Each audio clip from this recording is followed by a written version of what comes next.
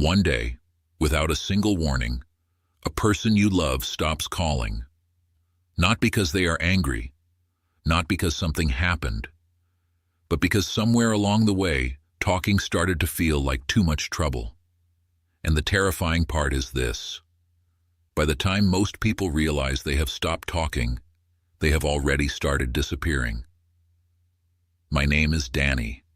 I am 81 years old, and over the last 2 decades, I have watched people I grew up with age in very different ways. Some of them, sharp, warm, still curious about the world. They walk into a room and the room changes. Others, people just as smart, just as capable at 60, quietly folded inward. By 75, they were hard to reach. By 80, some of them were gone in ways that had nothing to do with their bodies. I have spent a long time trying to understand the difference between those two groups, and what I found surprised me. Most of that difference does not begin with illness. It begins with silence.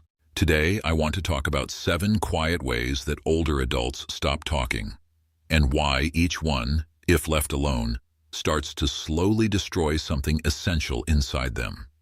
These are not dramatic collapses. The people I'm describing are not in crisis. They are just ordinary people who made small, invisible choices that added up to a very large loss. The dangerous thing about silence is that it never announces itself.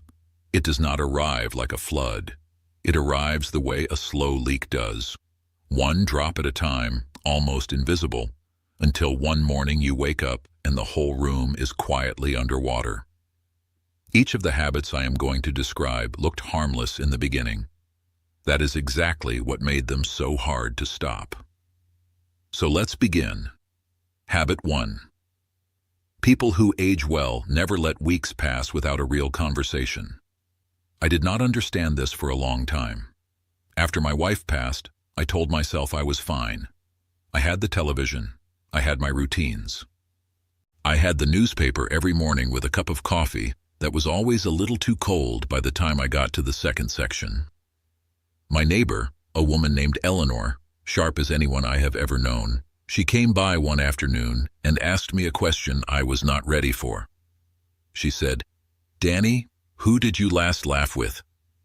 I could not answer her. I sat there, and I genuinely could not remember. Eleanor told me she had seen it happen to her brother.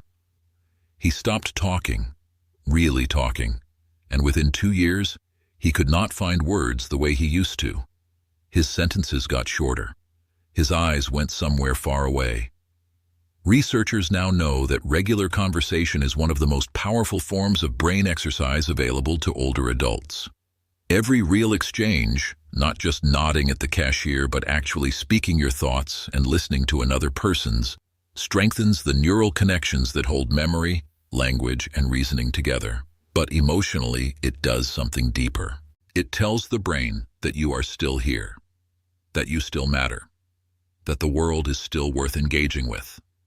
Every week that passes without a real conversation is either protecting your mind or quietly emptying it. Habit 2. Healthy older adults do not wait for other people to reach out first. This one cost me a friendship I will never get back. My old friend Walter and I drifted for about 3 years, both of us waiting, both of us telling ourselves the other one would call. He had his pride, I had mine, and then one autumn, Walter had a small stroke. Not a bad one, he recovered well. But those 3 years were just gone. We never got them back. When I went to see him in the hospital, he looked at me from that bed and said, "I thought you forgot about me." That sentence has lived in my chest ever since. The science on this is not complicated. Social isolation raises the risk of cognitive decline by nearly 50%. It raises the risk of depression. It weakens the immune system. But what the research does not fully capture is the shame. The slow, grinding shame of feeling like no one thinks of you anymore. And the cruel part is that shame makes you retreat further, which makes the isolation worse, which deepens the shame. It is a circle with no natural exit. The only way out is to be the one who calls first, not tomorrow, this week. The cost of pride when you are older is not embarrassment. It is loneliness so deep, it starts to feel permanent. Habit 3. People who age well keep at least one relationship where they are fully honest, not polite, not careful, fully honest. I had a friend named Margaret who had the kind of marriage where everything was fine, always fine, 40 years of fine. Her husband George was a gentleman, a good man, but they had stopped really talking around the time their children left home. Surface conversation only, the weather, the grandchildren, what was on television. When George passed, Margaret found herself at 74 with no one to tell the truth to. Not because people did not love her, but because she had forgotten how. She told me once, sitting at my kitchen table, that she felt like she was talking through glass at everyone she knew. Close, but not touching. There is research on what happens when older adults feel they cannot be vulnerable with anyone.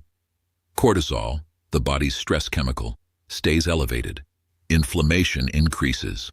The cardiovascular system pays a price. But what I notice in people like Margaret is something harder to measure. A kind of hollowness behind the eyes. A performance of contentment that exhausts them from the inside.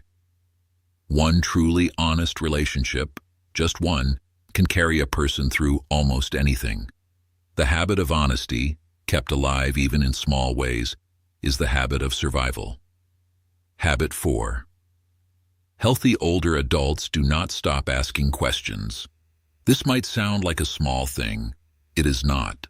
I went through a period in my mid-70s where I stopped asking questions in conversation. I thought I had already seen enough. I already knew enough. I would sit with people and wait for them to stop talking so I could say my part. My granddaughter, she was 11 years old, she asked me one day, "Grandpa, why don't you ever ask me anything?" Children see what adults have learned to ignore. I had slowly, without noticing, stopped being curious. And curiosity, I have come to understand, is not just a personality trait. It is a lifeline. Researchers who study what they sometimes call superagers, people in their 80s and 90s who maintain remarkable mental sharpness, consistently find one thing in common. These people remain genuinely interested in other people. They ask follow-up questions. They remember what someone told them last time, and they bring it back up. The brain, it turns out, responds to curiosity the same way it responds to exercise. It grows, it strengthens, it stays hungry. A person who stops asking questions is not just becoming quieter. They are slowly closing a door that after a certain point becomes very hard to open again. Habit 5.